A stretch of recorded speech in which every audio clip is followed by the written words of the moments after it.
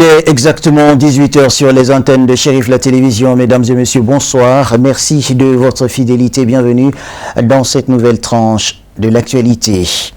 L'Union des femmes leaders de Kati a célébré la Journée internationale de la femme le samedi 28 mars 2026 au foyer des jeunes de Kati. L'événement a été marqué par des séances de formation destinées à plusieurs femmes et ce dans divers domaines. Objectif, renforcer leur autonomie et épanouissement. Samba Traoré avec la voix de Khadija Traoré. Les participants ont eu l'occasion de se former en saponification, couture, aînée, entre autres, avec l'aide d'experts dans ces domaines. Cette initiative a permis aux femmes de Kati de développer de nouvelles compétences et de renforcer leur confiance en elles. La présidente de l'Union des femmes leaders de Kati a exprimé sa satisfaction quant à la réussite de cette journée, soulignant l'importance de l'autonomisation des femmes dans la société. Plusieurs invités de marque ont honoré l'événement de leur présence, apportant leur soutien et encouragement aux femmes de Kati. Je suis là pour répondre à l'invitation de ma soeur, ma collègue, qui est Mme Jakite Genabou, qui est la présidente des femmes leaders de Kati. Quand elle m'a appelé pour m'inviter officiellement de venir prendre part à leur célébration de la commémoration du 8 mars, j'ai répondu avec plaisir et j'ai répondu avec joie. C'est pourquoi je suis là pour les accompagner à célébrer cette belle journée. Bon, ce que je peux en tout cas conclure, c'est d'exhorter, d'inviter les femmes à se donner la main, à être ensemble, à la cohésion et à la paix. Le message que j'ai à lancer à l'endroit des femmes, c'est un message de cohésion. Dans la division, rien n'est acquis. C'est seulement dans la cohésion que nous pouvons amener à bon port ce combat. C'est dans la cohésion que nous pouvons faire en sorte que les femmes du Mali aient ce qu'elles veulent. Parce que le droit là ne sera pas donné à une seule femme. Ce sera pour toutes les femmes du Mali. Donc pour ce faire, il faut qu'on se donne la main. Donc nous sommes capables de beaucoup de choses. Donc il est temps qu'on nous fasse confiance, qu'on nous donne la possibilité de montrer au monde ce dont nous sommes capables. L'Union des femmes leaders prévoit d'organiser d'autres activités pour soutenir les femmes de Kati, notamment des formations, des ateliers et des projets de développement communautaire. Notons que cette journée s'est achevée par la remise d'une centaine d'attestations aux participants. Nous restons dans le même registre à l'occasion de la journée du 8 mars édition 2026. L'association des femmes de la cité Ifa Bako de Sebenikoro a organisé une journée symbolique en différé ce 28 mars 2026. Pour la circonstance, les habitants se sont joints à l'association pour célébrer la journée. Le reportage avec Sadio Sidibé et Abdoulaye Sogodogo. À l'occasion de la journée du 8 mars, édition 2026, l'association des femmes de la cité Ifa Bako de Sebenikoro a organisé une célébration en différé ce 28 mars. Honneur pour M. Mamadou Kabadjakite de parrainer cette activité des femmes du quartier qui justifie sans lui cette marque de reconnaissance par un sentiment de fierté. Le sentiment qui m'anime est un sentiment de fierté. À double titre, fierté pour ces braves femmes qui ont pris à bras le corps des activités au niveau de notre cité, Ifa Bako, depuis très longtemps, depuis que nous sommes là il y a environ une vingtaine d'années. Elles se sont rassemblées, elles ont travaillé de commun accord avec les hommes pour avoir des écoles, pour avoir des activités génératrices de revenus. Cela est une fierté que des femmes puissent se rassembler pour donner des activités à d'autres jeunes filles, à d'autres personnes, pour que ces personnes soient autonomes. Voilà, c'est pourquoi je dis que c'est un sentiment de fierté qui m'anime lorsque je dois parler au nom de ces femmes-là, au nom de cette association qui est Nganyangma. Bien que la journée du 8 mars n'ait pas été célébrée à la date prévue en raison du mois de Ramadan ici au Mali, les femmes de la cité ont tenu à marquer l'événement en l'organisant en différé à travers la participation massive des militantes de l'association et les habitants du quartier.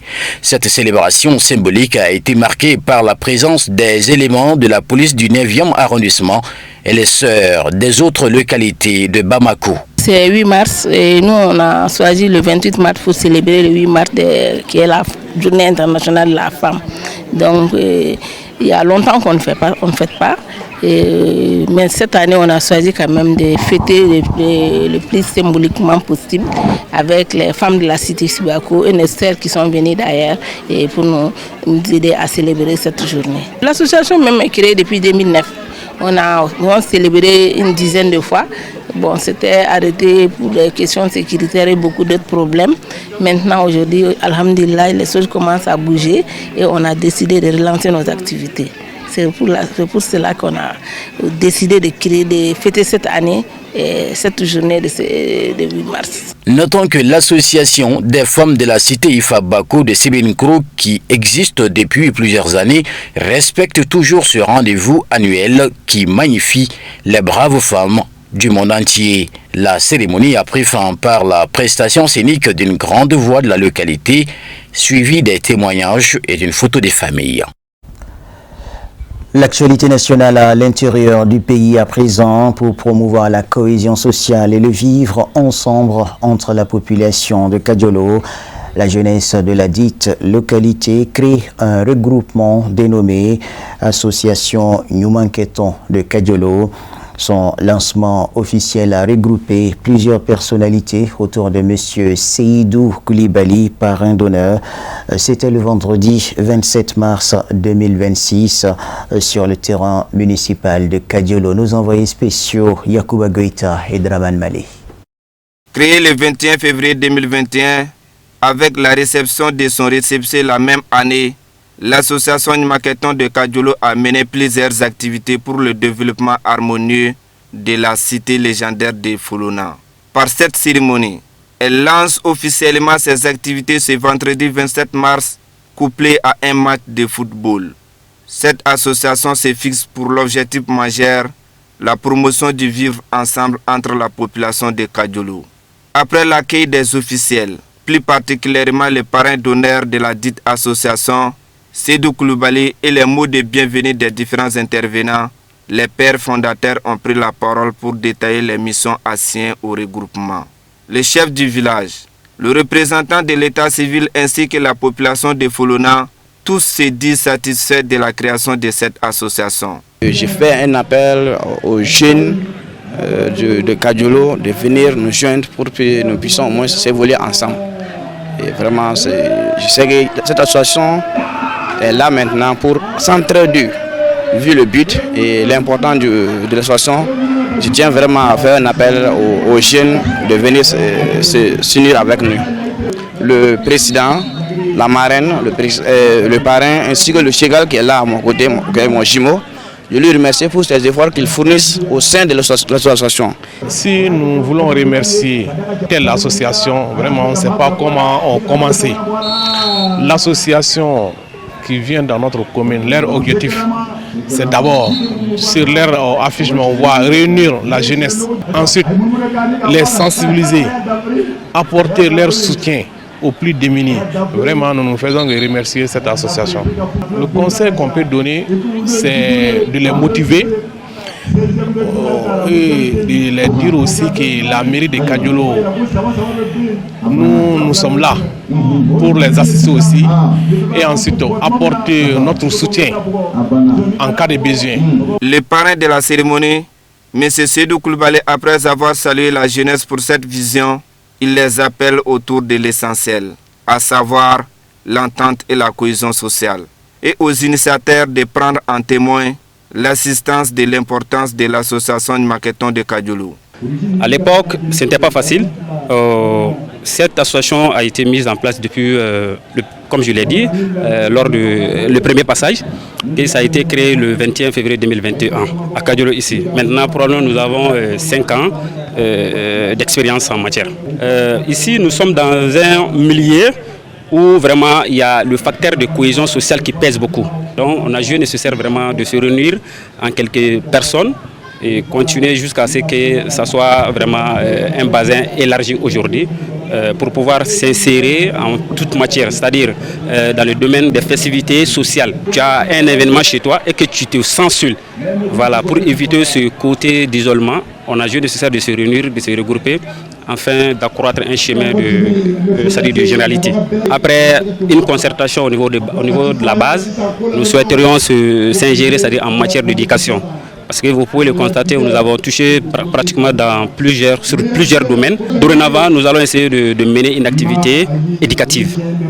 Après les interventions d'ISAS, exprimant leur satisfaction de l'initiative, l'un des temps forts de la cérémonie de lancement a été le match d'ouverture de la première édition de la Coupe de l'association.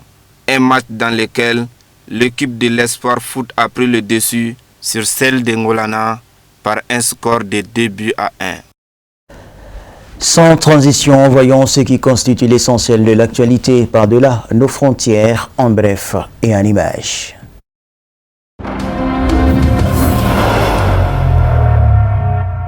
Le président américain s'est directement moqué du prince héritier Mohammed Ben Salman lors d'une prise de parole au forum prioritaire de l'initiative d'investissement pour l'avenir qui s'est tenue à Miami du 25 au 27 mars 2026. Nouveau propos polémique du président américain en pleine conférence ce vendredi au forum prioritaire de l'initiative d'investissement pour l'avenir soutenu par l'Arabie Saoudite. Ce dernier a pris à partie le prince héritier Mohammed Ben Salman, filtrant avec l'insulte sous le regard des investisseurs. Donald Trump a d'abord reconnu en MBS un grand homme avec qui il a tissé des liens au fil des années avant d'évoquer une rencontre privée entre les deux hommes. Il y a peu de temps, il m'a regardé et m'a dit « Tu sais, c'est incroyable, il y a 1 an, vous étiez un pays mort.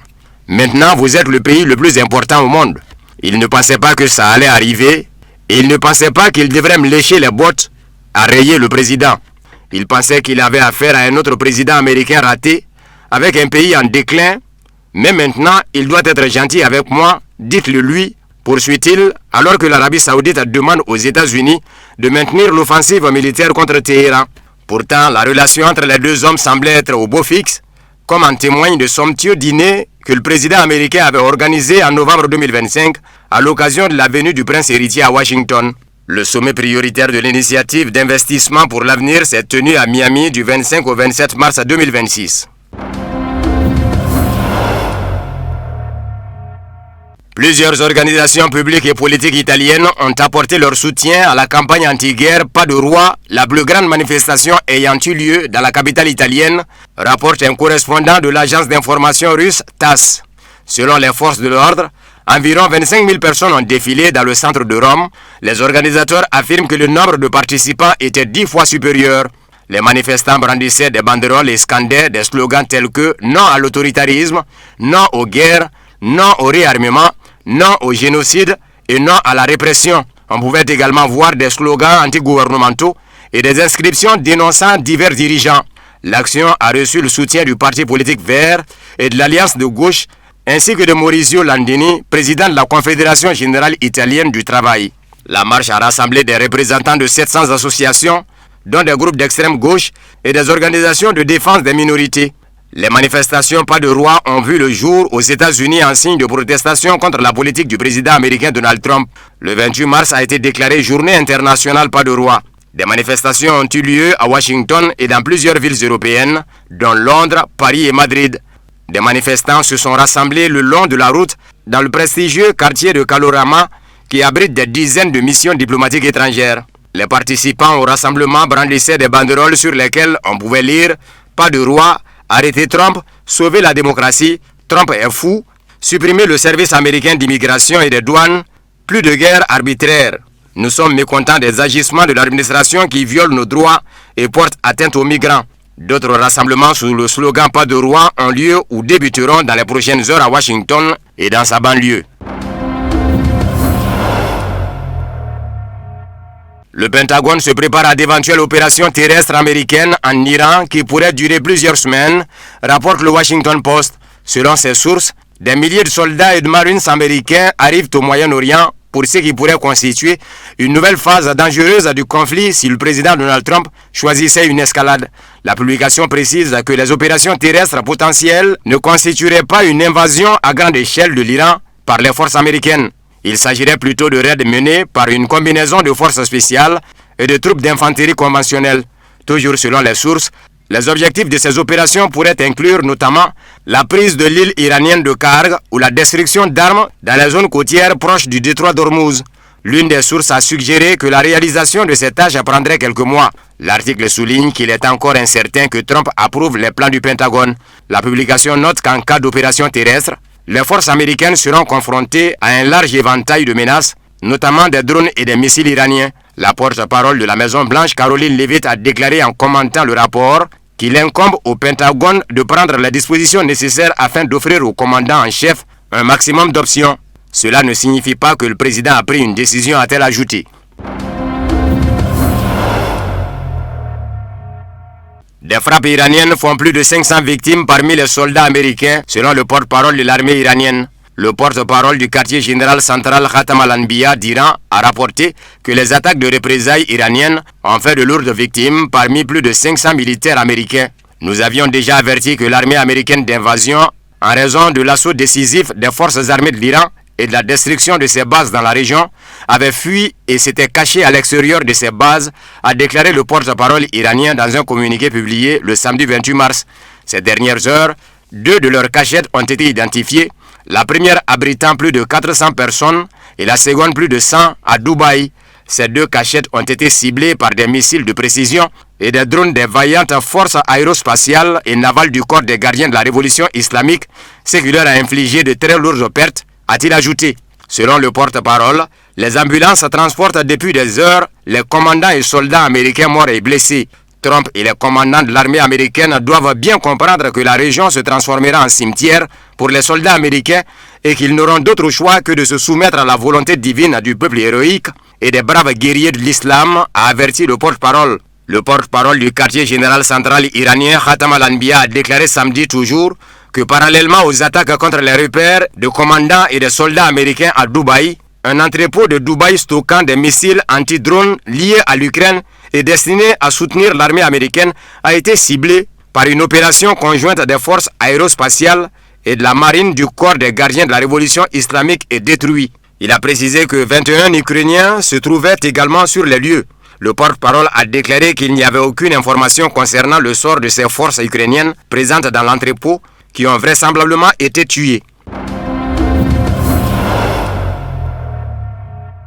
Dans un communiqué publié le samedi 28 mars, les forces armées du Yémen ont déclaré avoir mené leur première opération militaire en tirant des missiles balistiques sur des cibles militaires sensibles du régime sioniste dans le sud de la Palestine occupée. Le communiqué indiquait que cette action était conforme à l'annonce précédente du Yémen concernant une intervention militaire directe en soutien à la République islamique d'Iran et au front de résistance au Liban, en Irak et en Palestine.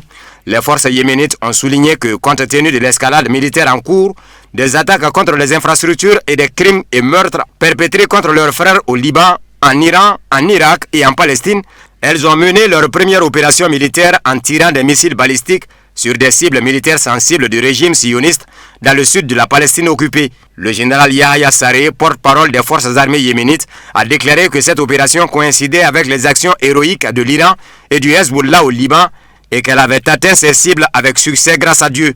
Le communiqué affirmait également que les opérations au Yémen se poursuivaient jusqu'à ce que les objectifs déclarés soient atteints et jusqu'à ce que l'agression cesse sur tous les fronts de la résistance.